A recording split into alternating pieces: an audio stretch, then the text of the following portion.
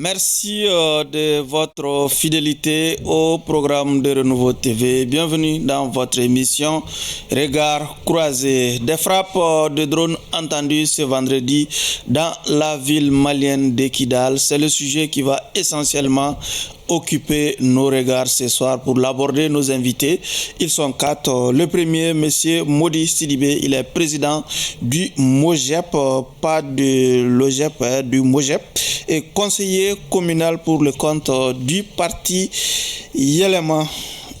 Monsieur le maire, merci d'être sur ce plateau. J'aurais préféré peut-être Modi tout court. Merci pour l'invitation. Deuxième invité, monsieur Bagui Diarra, il est analyste politique. Il s'intéresse aux questions en lien avec l'énergie. Monsieur Diarra, merci d'être là. Non, moi de vous remercier, c'est un plaisir. Troisième invité, monsieur Hassan Sey, il est juriste. Monsieur Sey, merci d'être sur ce plateau. Merci à vous. Troisième invité, Cheikh Oumar Soumano, il est le président de l'organisation des jeunes patrons du Mali et coordinateur du baromètre. Monsieur Soumano, merci d'être là. Bonsoir Barou, bonsoir mes collaborateurs, bonsoir aux téléspectateurs du Mali et d'ailleurs. Et je vois que Sey reconnaît que la cravate est bien nouée. Ah oui, elle est bien mise. C'est un patron. Encore une fois, bienvenue à toutes et à tous dans votre émission Regard croisé. Avant d'ouvrir les débats sur la thématique principale, après on va parler de l'EDM, après l'annonce en grande pompe du ministre en charge de l'énergie concernant l'amélioration imminente de la desserte en électricité ici au Mali. 10 jours après cette annonce, qu'en est-il de la concrétisation de cette annonce ministérielle? La question, nous allons la poser à nos invités. Monsieur Sidibé, réaction une dizaine de jours après l'annonce de madame en charge de l'énergie et de l'eau. Qu'en est-il de la desserte en électricité au Mali?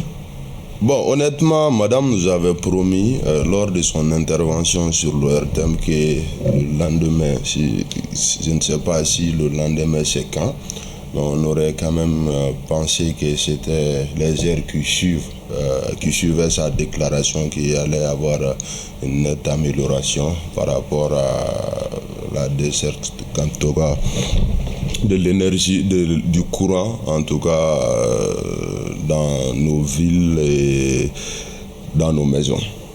Et pratiquement, il n'en est rien jusque-là. Elle a fait aussi cas des détournements de citernes, je crois à 59. Jusque-là, en tout cas, selon les informations que j'ai à mon niveau, ça n'est que des déclarations. Et elle a aussi parlé des groupes électrogènes. Jusque-là, on ne sait pas qui a donné le marché, qui était chargé, en tout cas, de fournir en tout cas ces groupes électrogènes à l'État du Mali. Jusque-là, nous sommes dans les déclarations, comme tel fut le cas du ministre Lamine en son temps. Elle avait quand même parlé de l'indépendance, en tout cas, du Mali sur le plan énergétique. Cela aussi fait une déclaration. Donc jusque-là, les Maliens attendent, les ouvriers, en particulier les coiffeurs, ceux qui ont les salons, ceux qui font de la glace et autres, attendent jusque-là. Les choses ne s'améliorent pas. Parce qu'ils sont là quand même, il faut quand même préciser que la transition, elle est là depuis 3 ans. À défaut de stabiliser, même si la crise elle est profonde quand même, à défaut de pouvoir améliorer en tout cas la situation sur le plan énergétique, elle aurait pu stabiliser.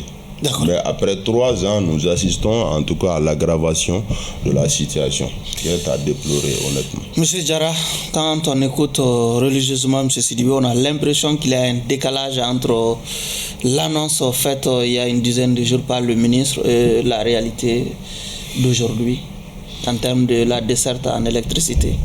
Merci M. Sidibé. Je crois déjà que pour faire suite à son intervention, il y a lieu de faire, à mon avis, une distinction entre une considération politique et aussi la gestion d'un secteur aussi stratégique et important qu'est le secteur de l'énergie au Mali. c'est extrêmement important. Parce que si nous voulons regarder ce secteur-là, ce n'est pas tout de suite avec une vue, une approche, je dirais, politicienne qu'on arrivera à mieux appréhender les choses. Ceci dit, quand j'avais... Sinon, on veut être concret. Hein? Oui. Elle avait annoncé l'imminence de... Ma réaction, c'était d'avoir à l'attention de M. Sidibé. Je viens à votre question. Allez-y. Je ne l'ai pas oublié. En fait, pour venir à la question, je pense que dans son annonce, je voyais deux éléments. Le premier, c'était vraiment cette volonté d'assainir, en fait, déjà à son niveau, en tout cas ce qu'elle pouvait. Et c'est là, elle est dans son rôle en tant que représentant de l'État, en tant qu'autorité pour veiller à cela. Mais l'autre chose qu'il y a derrière, je l'ai toujours dit, j'ai manqué moins d'éléments dans son annonce, d'éléments techniques me permettant d'abord d'évaluer la profondeur du délestage et pour dire après, voici dans quelle proportion ça s'est amélioré. Vraiment, je n'avais pas d'éléments techniques là-dessus.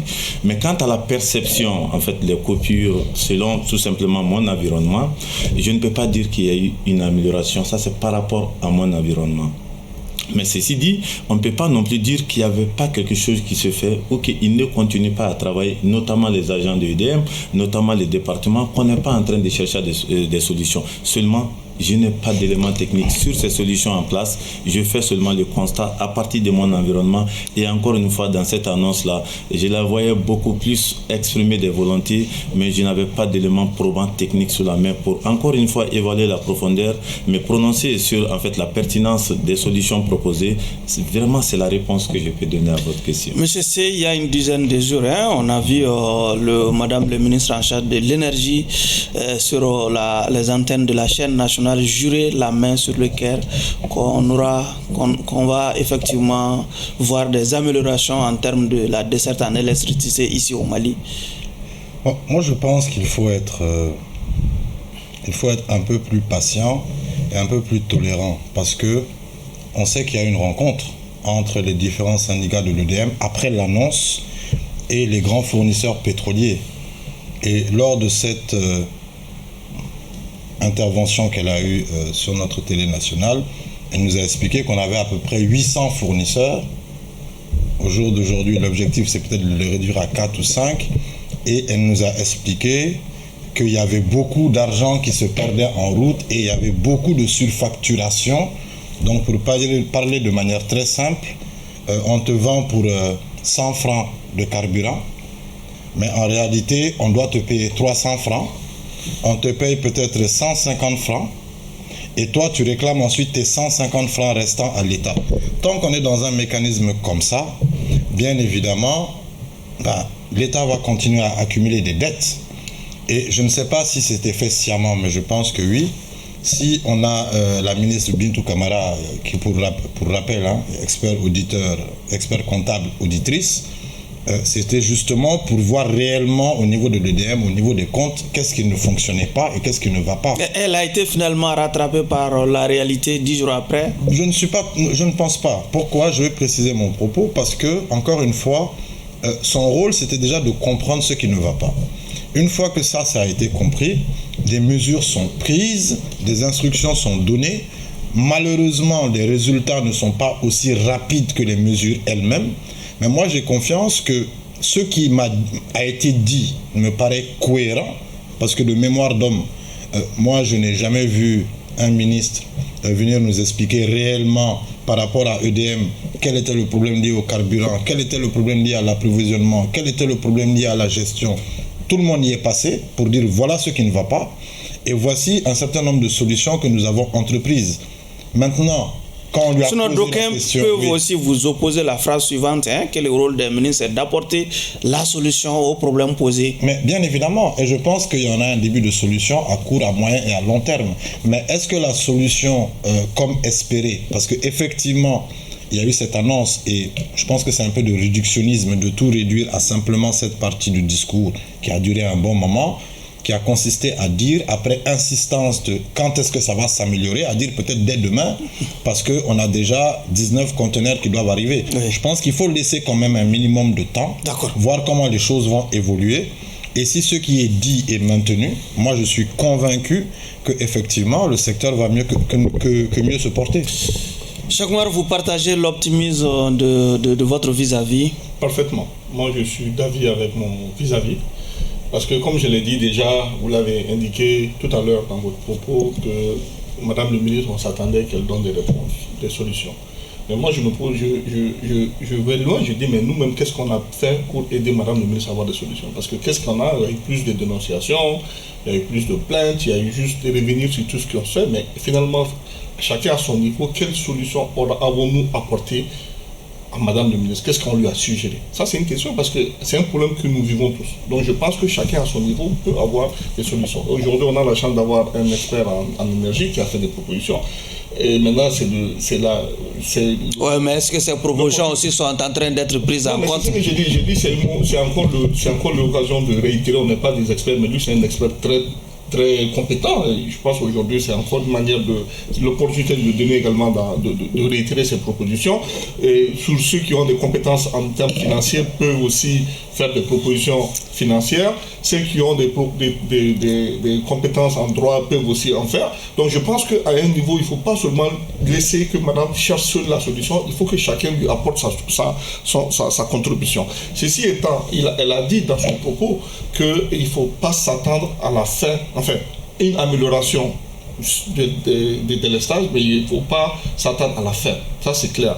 Maintenant, ce que moi, je pourrais peut-être proposer, c'est que maintenant, il faut qu'on ait une liste, un programme de délestage pour permettre aux uns aux autres de se préparer. Parce qu'en fait, c'est quoi? On ne sait pas à quel moment on va nous couper le courant. On ne sait pas combien de temps ça va tirer. Et donc, ça peut, si on a cette information en avance, les populations peuvent se préparer, surtout comme il a indiqué dans son propos initial, les coiffeurs, les organisateurs, etc., qui vivent de ça, c'est au cœur de leur activité économique. Ces personnes-là, ces individus pourraient véritablement se préparer et puis maintenant faire face à cette situation. Mais espérons que les choses iront de mieux dans quelques jours. Sylvain, vous avez une dernière opinion là-dessus? Effectivement, je tenais quand même à préciser que nous parlons plutôt de la concrétisation d'une annonce. Justement, c'est bien entendu. Et non d'une approche politique ou d'avoir d'autres considérations politiques par rapport à la déclaration de Madame. Deuxième élément, Madame est ministre d'une équipe, d'un gouvernement. Le rôle du peuple, c'est de payer les taxes et les impôts afin que le gouvernement puisse fonctionner avec, en tout cas sur la base en partie du contribuable, en tout cas. Notre rôle s'arrête là. Le président a nommé le ministre, un premier ministre. Dans son gouvernement, il y a le ministre de l'énergie et c'est par ces responsables-là aussi qui ont nommé les DG. Nous n'avons pas été consultés. Il faut que cela soit clair. Et les choix portés sur ces personnes-là aussi, c'est des choix motivés, moi, à mon sens. Et c'est pour apporter des solutions à un problème quand même qui perdure depuis 3 ans. On est patient quand même. Il faut qu'on comprenne quand même cela. Vous avez l'impression que ni M. Seye ni M. Soumano ne vous comprennent finalement, ne comprennent la passe, si vous voulez, la souffrance des Maliens? Moi, je parle en tout cas, je sens ça en moi, de parler de ce que le peuple traverse en réalité. Aujourd'hui, Barou, moi j'ai passé plus de 10 ans. Sont-ils en dehors du peuple, M. Sidibé? Je ne sais pas. Allez-y. Je ne sais pas ça. C'est des questions d'approche quand même. C'est des questions d'approche, c'est des questions de considération et autres. Ce que moi je sais, c'est que même aujourd'hui, j'ai essayé de chercher du Malilait en vin. J'ai fait le tour de 10 boutiques. J'en ai pas eu. Et les raisons avancées, c'est les coupures. Ouais. Bon, maintenant, Madame a parlé des difficultés. Quand vous nous parlez des difficultés, des problèmes que traverse l'EDEM et autres, maintenant les solutions doivent suivre. Maintenant, vous dites, quelle que soit la pression des journalistes ou autres, quand même, Madame, c'est un ministre quand même. Ouais. Elle devrait résister, en tout cas, à cette pression, en tout cas, des journalistes. Demain, c'est demain, ça veut dire les heures qui suivent. Et la réalité est qu'il n'y a pas eu d'amélioration. Et maintenant, nous attendons à ce que, au lieu de pouvoir améliorer la situation, qu'on stabilise la situation d'antan quand même, qui en réalité n'a rien à voir avec celle-là, qui est en tout cas une situation très très très chaotique quand même. D'accord. Monsieur Diarra? Oui, merci bien, M. Sylvain. Non, je pense que c'est juste pour lui préciser que quand je parlais de laisser cette considération politicienne, en réalité, elle vaut même pour les deux expressions en fait de mes collègues ici en face. Mais chacun a sa ligne par rapport à ça. Mais ce que je voulais simplement dire, c'est qu'elle est tellement profonde, cette question de l'énergie au Mali. Moi, quand je parle, chaque fois je parle d'État, je dis l'État n'en fait pas une priorité, mais ça ne veut pas dire qu'il n'y a pas d'efforts conjoncturels. Même tous les efforts que nous avons entendus de la part de Madame le ministre, pour moi, c'est des efforts conjoncturels. C'est-à-dire que le problème, il est profond et on le sait. Et moi, je n'ai pas vu en termes de diagnostic, en toute sincérité, parce que même si on a toute la production qui est bonne, mais lorsque la distribution seulement, ça ne va pas, le réseau de distribution ne va pas, vous avez beau avoir toutes les productions, vous n'allez pas arrêter les délestages, vous n'allez pas les améliorer. En fait, c'est toute une chaîne. Vous avez 4 segments. Production, transport, et vous avez la distribution et la commercialisation. Au-delà de ces 4 segments, il y a nous, consommateurs. Et c'est nous, notre demande qui impose tous ces systèmes-là derrière. Et si vous voyez que tout ce système-là est fortement dépendant en fait du thermique, ça veut dire qu'on a pris le temps de faire en sorte qu'on a agi moins sur notre demande. Donc il n'y a pas eu de mesure de maîtrise qui fait que les choses se sont entassées et on arrive à un niveau où gérer déjà cette demande est déjà chaotique en toute sincérité. Donc dans la profondeur, ça va jusqu'au plus haut sommet. C'est comme cela que lorsque j'interviens, j'essaie toujours de mettre en fait ça sur la table. Et donc je vais chaque fois dire, on peut garder espoir, on peut faire cela, mais moi je n'ai pas vu de solutions par exemple proposées qui nous permettent d'analyser et de dire nous allons dans cette direction. Il a dit un mot tout à l'heure et même une phrase en disant qu'il faut peut-être donner un programme de délestage. Ça veut dire quoi? Ça veut dire simplement, au moins c'est déjà bon, ça veut dire qu'au moins on aura permis aux gens de savoir quand est-ce que je peux l'avoir, quand est-ce que je ne peux pas l'avoir. Mais ça aussi c'est différent de la solution. Les solutions doivent être connues aujourd'hui et elles sont multi-actrices en réalité.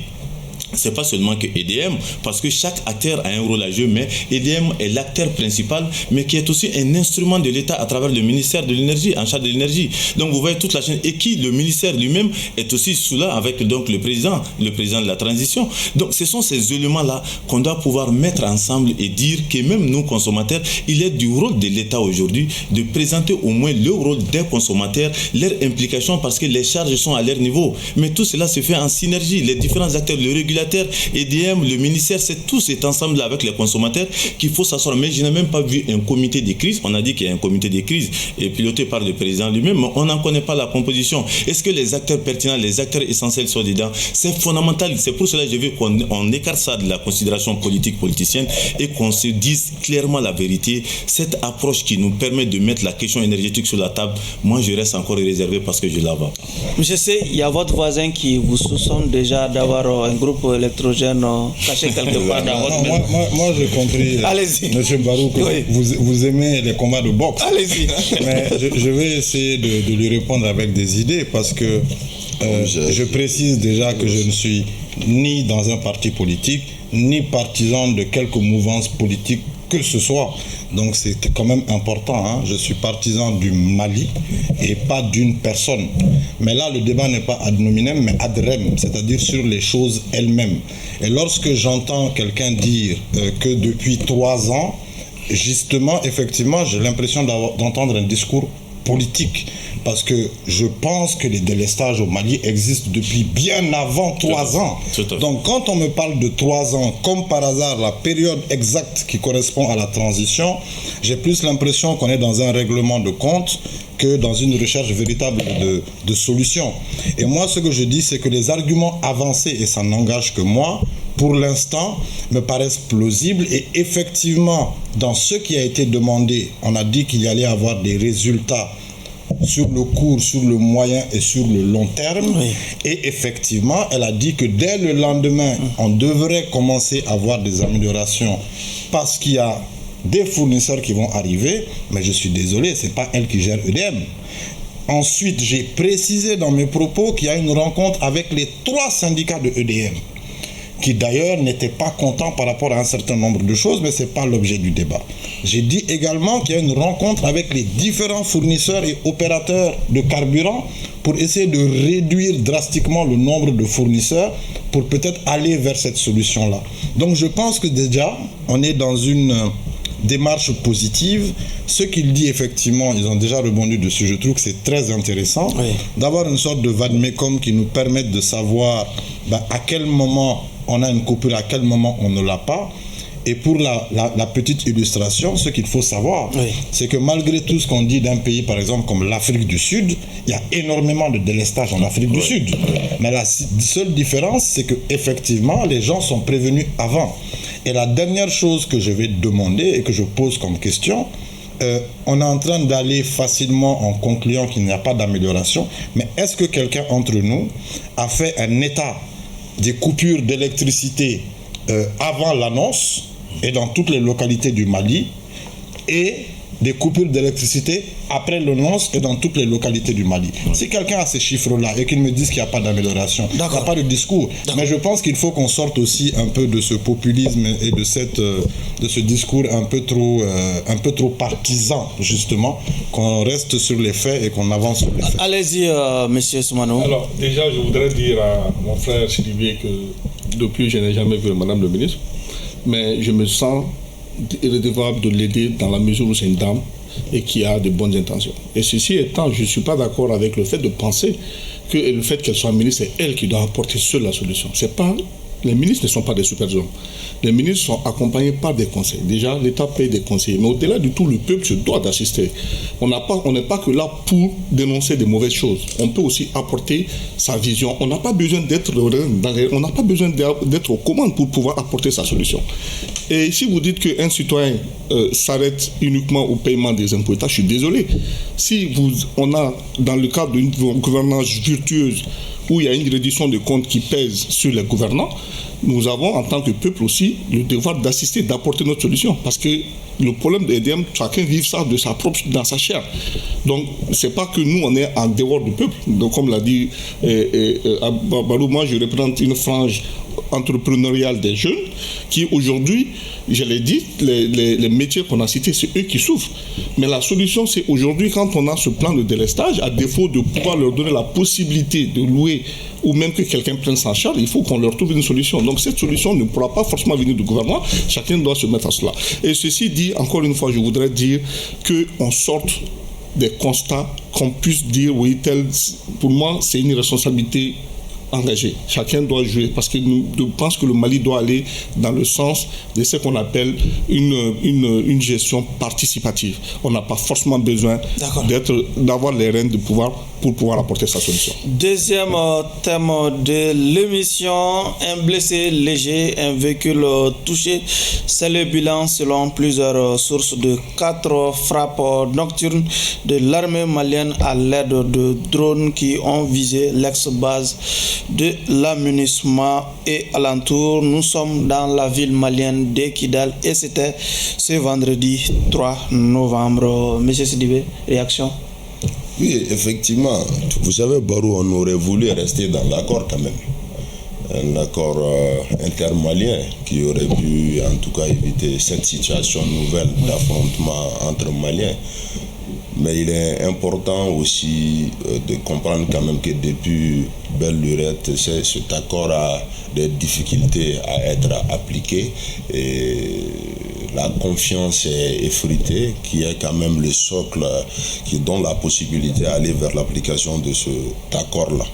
Maintenant, nous avons des autorités militaires aux responsabilités politiques qui savent ce qui se passe dans le pays et qui savent quelles décisions prendre pour atteindre des objectifs. Parce que la reconquête territoriale quand même reste désormais un objectif quand même. Oui.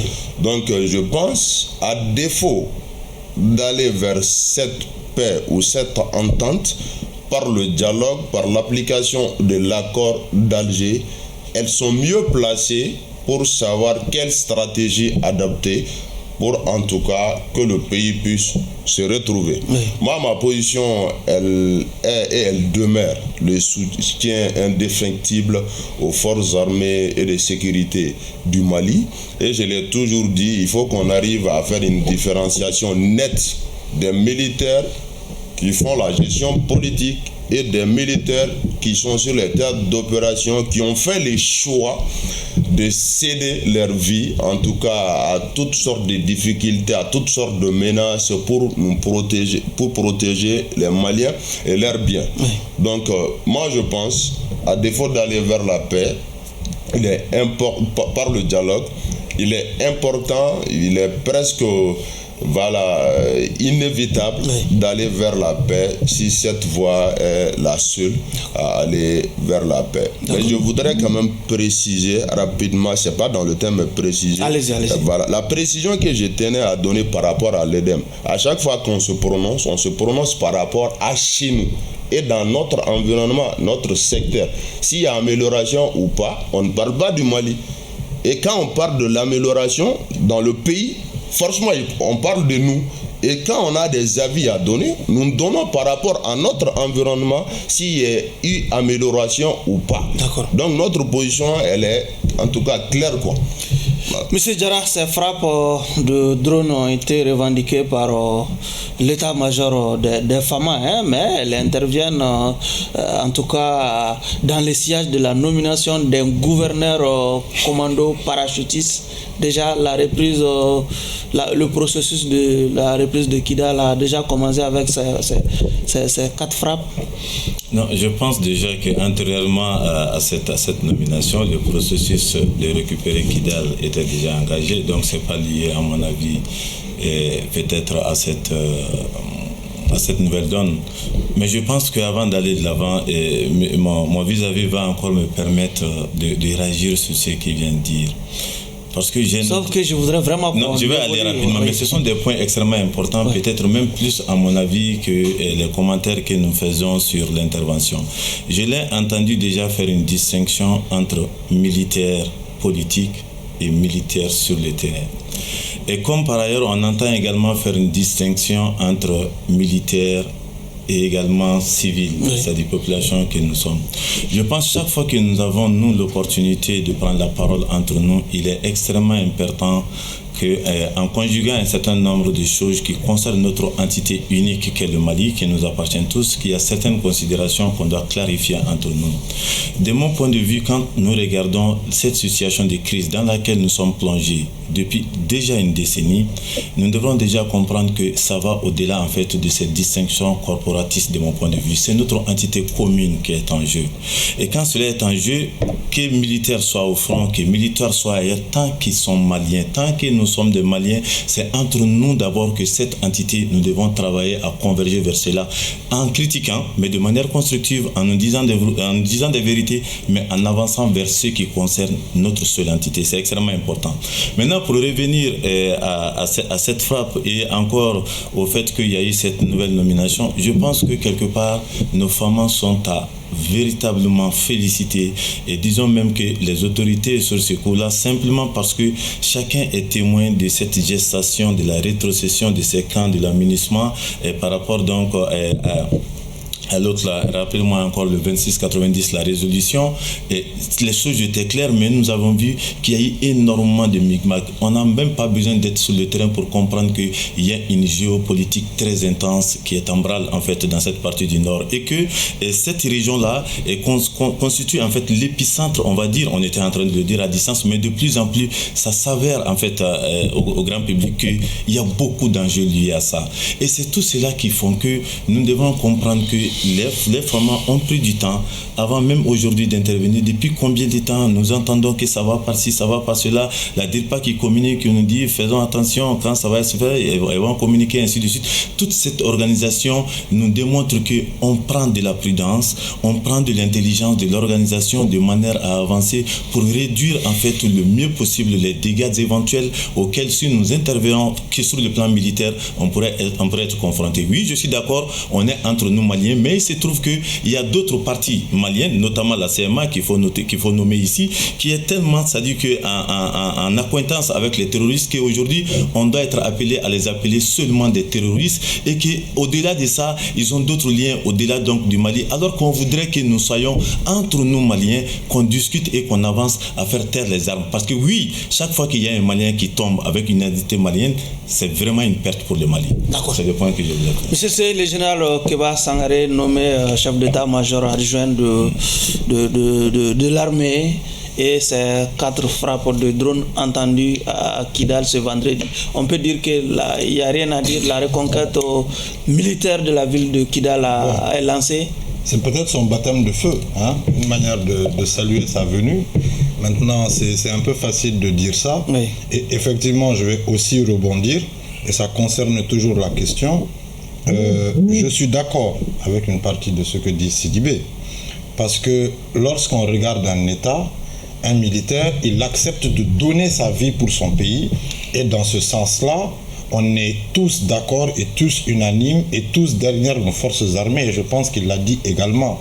Mais c'est vrai qu'il faut faire un distinguo entre les militaires en tant que représentants et en tant qu'éléments qui vont reconquérir le territoire et la gestion politique militaire, où on peut être d'accord ou ne pas être d'accord, et où chacun a le droit de critiquer et effectivement, dans l'idéal de manière constructive, apporter ses arguments, parce que c'est dans la contradiction aussi qu'on a du positif. Il faut que chacun puisse s'exprimer librement dans ce sens-là. Maintenant, par rapport à ces 4, par rapport au camp justement de la MINUSMA en question, il faut rappeler que l'État a déjà communiqué dans ce sens en disant qu'il n'était pas content et que ce n'était pas normal. Parce que ce qu'il faut rappeler, c'est qu'on a ce qu'on appelle un accord de siège. Et l'accord de siège prévoit que lorsque la MINUSMA va quitter le Mali, tous ces camps sont rétrocédés au gouvernement, à l'État, donc à nos forces armées. Et lorsque ce travail commence et qu'il y a eu un certain nombre de camps récupérés, et qu'avant qu'on arrive au camp de Kidal, on entend des voix s'élever ici et là, notamment effectivement de la CMA, mais pas que, et que derrière, on entend également, même si je pense que si l'État se prononce dans ce sens, c'est qu'il doit avoir des sérieuses preuves, mais moi j'en ai pas, que la MINUSMA a décidé d'abandonner ces camps-là aux ex-rebelles. On se pose des questions. Comment une institution comme la MINUSMA peut décider de laisser ces camps à ses ex-rebelles? Mais une fois qu'on a fait le constat, il faut agir. Et s'il faut agir par des drones ou par d'autres moyens, ça c'est à l'armée, parce que là, la guerre aussi c'est un art. Et c'est eux qui définissent leur stratégie. Maintenant, dans l'idéal, l'accord, parce qu'il a effleuré également, pour l'instant, moi je n'ai pas entendu qu'une partie ou l'autre était sortie de l'accord. Donc l'accord est toujours en cours. Et quelle que soit la durée du conflit, il faudra s'asseoir à un moment et discuter. Mais plus on est puissant, plus effectivement c'est facile de discuter et de négocier. Donc espérons qu'on arrive à un dénouement heureux le plus rapidement possible, s'il faut qu'on discute entre Maliens et qu'on arrive à une solution pacifique. Soumano, l'armée a tout de même revendiqué ces frappes de drones à Kidal ce vendredi. Mais absolument. Déjà, avant de répondre à ça, je voudrais d'abord saluer le retour dans le commandement du général Keba. Je l'admire dans cette posture martiale, et surtout avec son bédo rouge, je lui présente, je lui souhaite plein succès dans cette nouvelle mission. Et puis, comme l'a dit Hassan, personne n'a dénoncé les accords. Donc, encore une fois, il est possible qu'on fasse taire les armes parce qu'on est encore dans l'accord. Personne n'a dénoncé l'accord. Mais ce qui est important de noter, c'est qu'aujourd'hui, l'armée malienne est en train de frapper des cibles militaires qui ne sont pas prévues. On est en train de reconquérir Kidal dans les strictes règles d'art de guerre. C'est-à-dire qu'il n'y a pas d'exaction, il n'y a rien. Et là, il faut vraiment tirer chapeau aux autorités militaires. Je continue dans ma réflexion en disant que moi, je suis d'avis avec mon cher ami Mbagui pour dire qu'un militaire reste un militaire, qu'il soit au commandement, qu'il soit au front, qu'il soit ministre de la Défense, qu'il soit président de la République, n'importe quoi, n'importe quel poste, mais il reste toujours militaire. Parce qu'il faut éviter ce genre de distinguo, ça peut créer des frustrations. Parce qu'en tous les cas, chacun joue son rôle. C'est comme on dit en Bambara, chacun joue son rôle, chacun a sa place dans la mosquée. Donc ceci étant, si on peut d'aventure éviter que les armes crépitent et que des Maliens tombent, Ça, c'est l'idéal. Aujourd'hui, on peut toujours, dans le cadre des accords d'Alger, mais également, j'allais dire, dans le cadre de ce protocole qui a été signé avec la MINUSMA, moi, je pense que si chacun respecte ses engagements, il n'y aura pas de problème. Donc, l'idéal va y revenir comme cela est prévu au Mali. Maintenant, s'il y a des brebis galeuses qui ne veulent pas rester dans cette logique-là, mais il faudrait que ces brebis galeuses sachent que nous avons des hommes engagés très déterminés et comme l'a dit le Premier ministre, on va reprendre ces cas de force ou de gré. Ça, c'est important de le signaler. D'accord. Dans une interview qu'il a accordée à une de nos concerts de l'ORTM, le procureur général près la Cour suprême s'est prononcé sur le cours de ce qui est désormais convenu d'appeler les 3 gros dossiers brûlants sous cette transition. Mamoudou Timbo a aussi apporté des éclairages,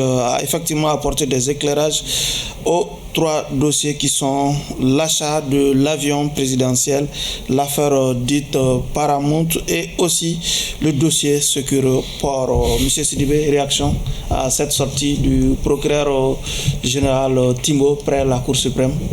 Merci Barou, mais je voudrais apporter quand même un éclaircissement. Je crois que autour de ce plateau, c'est ça, elle est le seul quand même qui a compris le sens de mon intervention quand je dis, même s'il y a des autorités militaires et qu'il y a aussi des militaires engagés sur les théâtres d'opération, effectivement, c'est une manière de communiquer, c'est inviter tout le monde à s'unir derrière les militaires. C'est ce que ça veut dire en termes clairs. Même s'il y a vous n'êtes pas d'accord, en tout cas avec des secteurs dans la gestion du pays par nos autorités, qu'à cela ne tienne. Comprenez que ceux qui sont engagés sur les théâtres d'opération aussi ont accepté de se sacrifier pour vous. Et les initiatives sont prises par qui? Ce sont les mêmes autorités en tout cas qui sont à la commande. Donc je ne vois pas dans mon discours là où je ne parle pas d'unité. Je lance d'ailleurs un appel à d'autres à s'unir autour des autorités, qu'ils comprennent que les autorités militaires, oui, ils peuvent gérer, que dans la gestion, il peut y avoir des difficultés dans certains secteurs, mais cela ne doit pas les amener à dire, même cette opération qui est lancée, qui est quand même pour la reconquête du territoire malien, que nous ne sommes pas dedans. C'est ce que je voulais préciser, mon cher. À présent, pour revenir à ma question. Voilà, la justice, elle mérite d'être soutenue. Nous ne pouvons pas, en tout cas, dire que nous sommes contre la corruption et que des actions soient menées pour que pas cesser. Sinon, qu'est-ce qui justifie déjà l'opportunité de cette sortie du procureur général? Moi, je pense que c'est pour informer l'opinion de l'avancée, en tout cas, de la justice par rapport à ces 3 dossiers. Avion présidentiel, Paramount et Securiport. Maintenant, il est bon de mener des enquêtes. Il est très bon que les enquêtes aussi soient finalisées. Maintenant, que les responsabilités soient situées et que ces gens-là aussi soient jugés à temps. Moi, je pense que je soutiens la justice dans cette dynamique et elle mérite d'être soutenue, en tout cas par tout bon Malien qui se sent en tout cas frustré par ces situations d'avion. Moi, personnellement, je tiens à un de ces dossiers et je crois que ceux qui nous suivent savent pourquoi. C'est lesquels? L'avion présidentiel. D'accord. Merci. Monsieur Diarra, comment vous avez apprécié déjà cette initiative du procureur général près la Cour suprême d'accorder cette interview à notre concert de l'ORTM? Ça, c'est une question de mon point de vue. Je pense que même votre concert lui a posé la question, en fait, l'opportunité de faire ça maintenant. Je pense que sa réponse, c'était vraiment d'expliquer que, en substance, la justice a son temps, que ça, de ce point de vue, c'est compréhensible, mais que également, lorsque les populations veulent qu'il y ait diligence, que les populations, elles aussi, ce qu'elles disent là, c'est aussi vrai. Donc, à cette question, pourquoi maintenant, moi, je ne saurais vraiment pas répondre à cette question. Mais en revanche, ce que je peux faire, c'est peut-être, de mon point de vue, les quelques remarques, en tout cas, que j'ai pu identifier dans son intervention. Un des premiers points que j'ai quand même compris, c'est lorsque il met en avant l'intérêt ou l'importance de l'opinion pour en fait le corps judiciaire que eux ils constituent. Donc ça c'est déjà extrêmement important et il parle même de sanctions, que ça soit à partir des institutions, mais que ça soit aussi à partir déjà donc de l'opinion nationale. Ça c'est à mon avis une avancée à soutenir. L'autre aspect, je pense qu'il a aussi dit que toutes les actions gouvernementales maintenant s'inscrivent dans ce cadre-là d'assainir en fait, d'assainir, et donc je pense aussi que ça c'est une bonne note. Un troisième élément que j'ai de note, ces trois affaires-là, je constate qu'elles sont toutes antérieures à 2020. Et l'autre chose qu'on a aussi compris dedans, c'est que le mandat de dépôt, comme il l'a dit, que cela peut aller jusqu'à 3 ans. Donc c'est vrai qu'en réalité, réfléchir et à se faire des interrogations déjà, à commencer par la question que vous avez posée là, et à commencer également par dire, mais bon, pour 3 ans, mais voilà, on les interpelle, il y a d'autres qui sont là. Et il a aussi parlé de la sensibilité donc de tout cela, en fait du dossier, de tout ce qui est à l'intérieur. Mais je pense, pour finir là-dessus, les faits qui sont mis en avant, c'est vraiment des faits extrêmement graves. Et la plupart du temps, c'est par des agents de l'État même. En tout cas, selon ce qui s'est dit, c'est par les agents de l'État, que ce soit les ministres, que ce soit les directeurs et tout ça, c'est par les agents de l'État même que ces forfaitures-là, en tout cas pour l'instant, constatées d'après donc le procureur, c'est vraiment ces choses-là qu'il faut... Ça veut dire que l'État a mal. L'État a mal parce qu'on se rend compte que le public, quelque part, a même tendance à jouer plus ce rôle privé, plus business, que ces mêmes acteurs qui sont dévoués à ça, et ce qui peut avoir une répercussion déjà même sur le bon cadre des affaires, qui fait qu'il y a une lourdeur et beaucoup d'autres choses, la corruption et tout cela qui s'installe quand ça vient du plus haut sommet. Donc avoir déjà en fait cette volonté d'assainir ça, je pense que c'est aussi à saluer.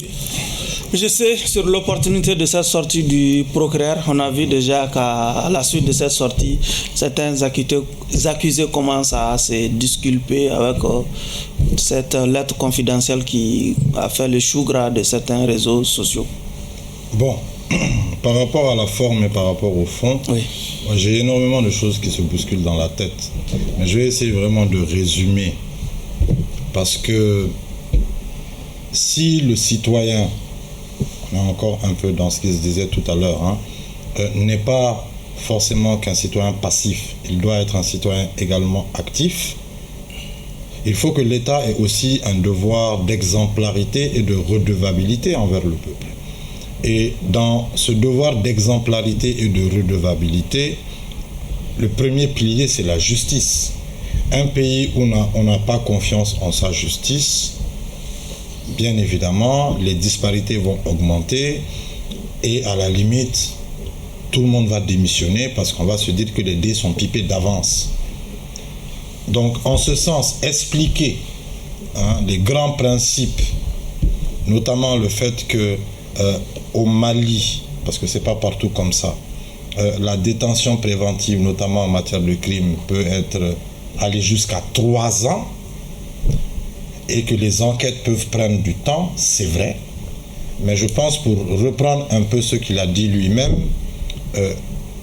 la perfection se trouve dans l'équilibre. C'est-à-dire qu'il faut qu'au bout d'un moment, ces affaires-là puissent être tranchées.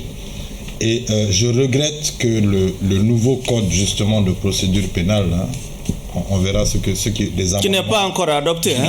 Qui n'est pas encore adapté. Et justement, on verra les amendements qui vont être faits, si ça va être pris en compte.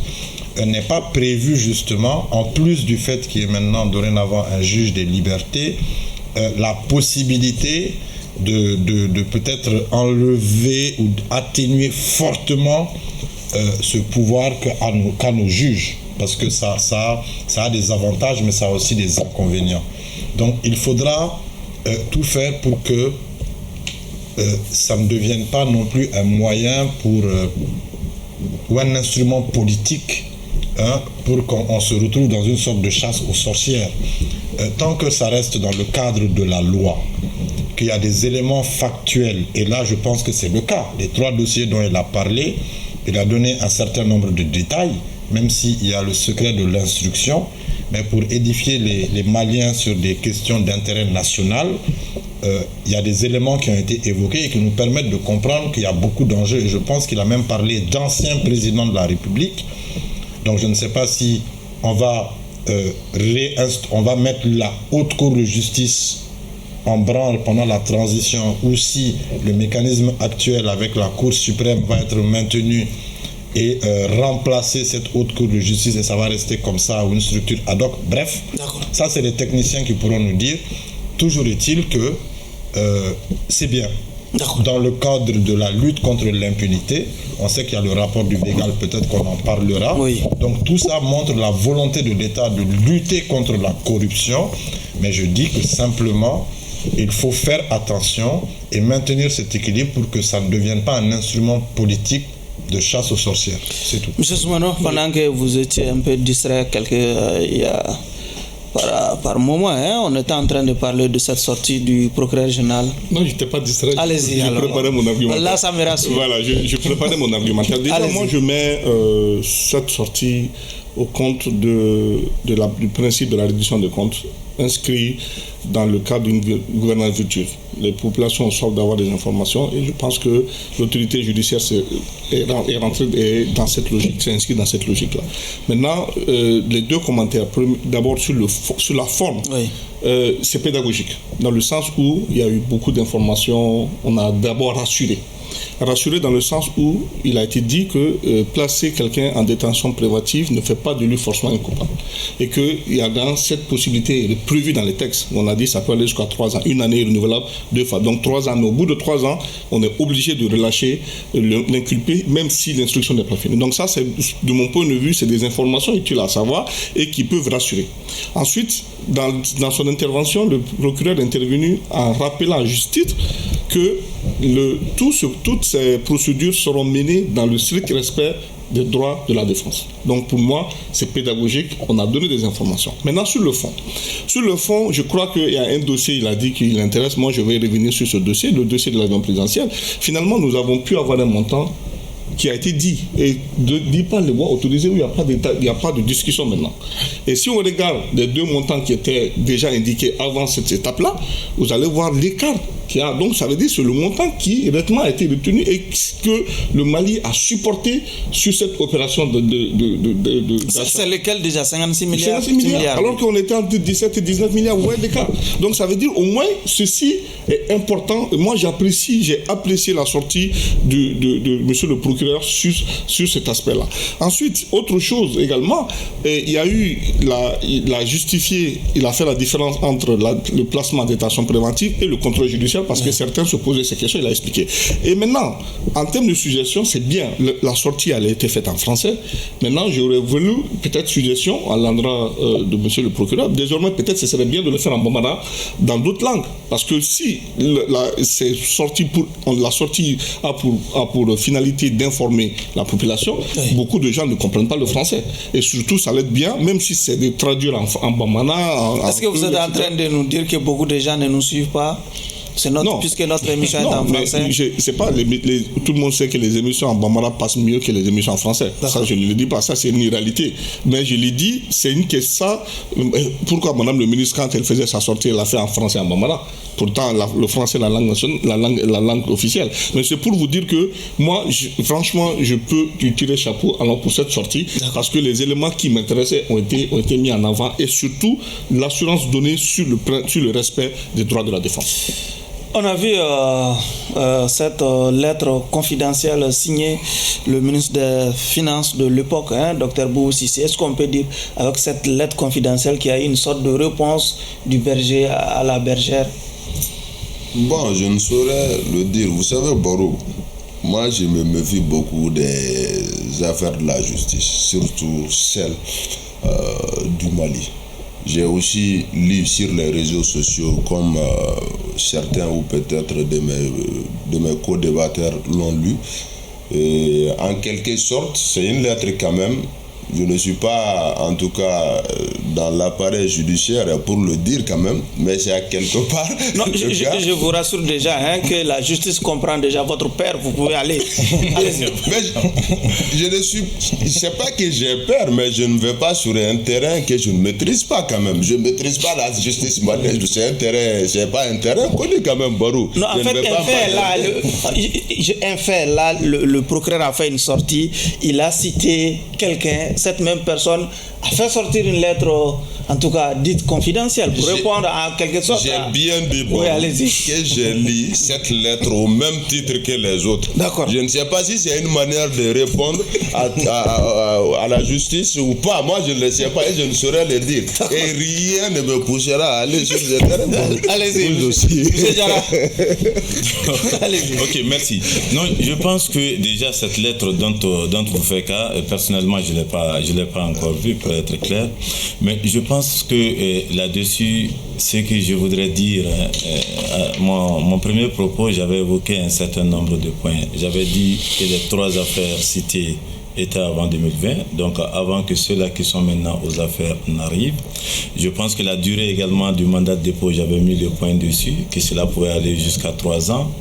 Et donc, la fenêtre que je laissais ouverte, voilà. Donc, c'est ça. Donc, mais ça ne dépasse pas les 3 ans. Mais la fenêtre que je laissais ouverte, c'est que ce qui est en cours maintenant, pendant qu'ils sont là de 2020 jusqu'à 2023 et ce qui va venir, j'avais laissé également entendre là que j'avais vu une volonté exprimée d'assainir. Et c'est donc dans ce cadre-là que, quelles que soient les lettres confidentielles, quel que soit ce qui peut se faire, je pense qu'il serait séant progressivement que nous puissions en savoir déjà sur les engagements financiers actuellement de l'État. Et c'est-à-dire que tout ce qui se fait maintenant pour que les malversations, pour que c'est vrai que les rapports successifs du Végal là sont là, mais on dit ça met en lumière des irrégularités qui ne confirment pas effectivement qu'il y a eu forfaiture. Et donc tout cela pour dire que la justice doit rester, de mon point de vue, dans cette communication de manière à avoir toujours en face cette opinion pour laquelle elle a déjà de la considération, afin que nous puissions lire ces faits et gestes. Une manière de séduire l'opinion, finalement, c'est ce que vous êtes en train de dire. Non, pas séduire, mais j'ai dit, comme on accorde déjà, la justice accorde de l'importance, en tout cas à l'opinion, elle va même jusqu'à parler de sanctions. Oui. Donc la notion de redevabilité vis-à-vis donc de cette population-là est là, et tant que ça là est en considération, ça doit se faire sentir du jour le jour dans ce que fait cette justice-là pour des affaires qui sont en cours. C'est ce que je veux dire. Parce que si les affaires qui sont en cours vont aussi rester pendantes et qu'ils s'en vont maintenant, que ceux qui sont en train de faire sur les affaires antérieures, que celui qui va venir fasse aussi la même chose, on va être en fait dans un cercle vicieux, on ne s'en sort pas. Donc pendant qu'ils sont aux affaires, que la rigueur qui a été mise sur les autres affaires, que cette rigueur continue à être là en considérant cette opinion. Est-ce qu'on peut dire que cette lettre confidentielle vient finalement disculper Dr Boubou Cissé, considéré par le procureur général comme un des présumés auteurs de, si vous voulez, de l'affaire Securiport?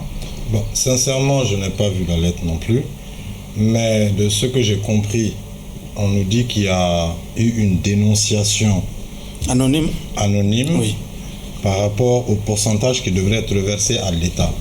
Je pense que l'État a dû quand même faire un minimum de vérification et peut-être vu les contrats où cela est mentionné.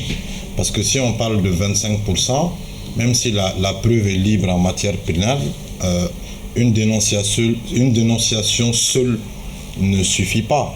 Il faut quand même un document qui prouve qu'effectivement, il y a 25% qui étaient prévus pour l'État et un certain nombre d'éléments qu'ils ont peut-être et qui n'ont pas été communiqués au public. Mais moi, je vois un aspect positif, parce que j'ai parlé du danger de la chasse aux sorcières, mais il y a aussi un aspect positif. Parce que quand on écoute bien, c'est une manière aussi de mettre en garde ceux qui actuellement sont au pouvoir. C'est une manière de dire, si vous ne faites pas attention, y compris tous les fonctionnaires, vous allez passer à trépas. Et je ne sais pas si vous avez suivi l'intervention du procureur qui est à Koutchala, là. Je pense qu'il a Kouyaté. Oui. Je pense qu'il a même fait un Bambara, justement, où il parle des délais, d'un certain nombre de choses. Donc je pense que l'État est dans une dynamique qui est à saluer dans ce sens-là. D'accord. Maintenant, où est-ce que je rejoins mon ami, c'est que ces discussions-là peuvent être traduites en Bambara, à défaut d'être forcément faites dans toutes les langues, parce qu'il n'y a pas que le Bambara au Mali. Hein. Il y a aussi le Peul, il y a le Sora, il y a beaucoup d'autres langues. Elles peuvent être traduites dans différentes langues pour que ça serve de diffusion à grande échelle pour toute la population, parce que c'est un problème national. Mais je pense qu'on a aussi peut-être un aspect de communication derrière, qui consiste à dire, les gars, faites attention, quoi. Visiblement, personne n'a vu cette lettre confidentielle. Ah, lui, il ne s'est pas encore prononcé. Sinon, je soupçonne déjà M. C de l'avoir vu. Allez-y. Moi, ce que je vais dire, il y a un concept peut-être que je vais donner, c'est que on joue avec les informations sensibles, ce qui se retrouve sur les réseaux. Il faut que ça s'arrête parce que c'est au Mali qu'on voit. Vous vous adressez à qui déjà? Non, je parle en général. Je dis il y a des informations, des lettres confidentielles qui se retrouvent très facilement sur les réseaux, comme il a dit que ça se retrouve sur les réseaux. Il faut qu'on travaille, que les uns et les autres mettent de la rigueur sur eux-mêmes. Parce que, en fait, en matière, quand on est dans un procès, je ne suis peut-être pas d'accord qu'en matière pénale, que la preuve soit libre, liberté de la preuve. Moi, je pense que c'est la réglementation de la preuve. Et même si on le met sur les réseaux sociaux, comme l'a dit, ça s'est retrouvé sur les réseaux sociaux. Mais en fait, pour que ça fasse sens, il faut que l'autorité judiciaire prenne ça en compte. Maintenant, est-ce que c'est le moins indiqué de le mettre sur les réseaux pour qu'on soit disculpé? Moi, c'est une question que je me pose. Donc, il faut que les uns et les autres puissent comprendre que, en fait, quand on est face à sa justice et que, quel que soit le ressenti qu'on peut avoir, il faut avoir confiance en sa justice. Il faut certainement produire les éléments de preuve comme cela se doit et éviter de les produire à des endroits où ce n'est pas indiqué. Donc, ça, c'est vraiment un conseil que je donnerais. Moi, en tout cas, personnellement, je ne ferai pas ça. Je ne ferai pas circuler des informations confidentielles sur les réseaux sociaux. Si je dois les fournir, je ne les ferai pas les voies de droit. C'est aussi sur ces conseils que nous mettons un terme à ce débat de ce soir. Nos invités étaient M. Bagui Diarra, il est analyste politique, M. Modi Sidibé, président du MOGEP, et conseiller communal Hassan Sey, juriste Chakmar Soumano, président de l'organisation des jeunes patrons du Mali et coordinateur du baromètre. Merci à vous de nous avoir suivis. Et à notre débat. Au revoir.